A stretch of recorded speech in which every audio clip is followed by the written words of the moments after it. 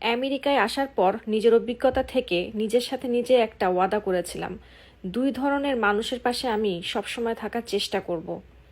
সে যদি আমার কোনো অপরিচিত মানুষও হয় তাতেও কোনো সমস্যা নেই, আমি চেষ্টা করব আমার সাধ্যমতো যতটুকু করার। এক হচ্ছে যারা বাংলাদেশ থেকে নতুন অবস্থায় আমেরিকা আসে, যাদের কোনো আত্মীয় স্বজন নাই, এয়ারপোর্ট থেকে নেমে কোথাও যাওয়ার জায়গা নাই, তাদের একটা থাকার ব্যবস্থা। কারণ এয়ারপোর্ট থেকে নেমেই কিন্তু একটা মানুষের রেস্টের প্রয়োজন হয়, আর যদি সাথে থাকে ছোট বাচ্চা বা পরিবার থাকে তাহলে তো অনেক কষ্টের বিষয়। এত লম্বা জার্নি করে যদি থাকার কোনো জায়গা না থাকে। এই বাসাটার ভাড়া হচ্ছে 1950, আবার কারেন্ট বিল গ্যাস বিল আলাদা। এই ভিডিওতে আমি দুটো বাসা দেখাচ্ছি, এই দুটো বাসার ভাড়াই সেম।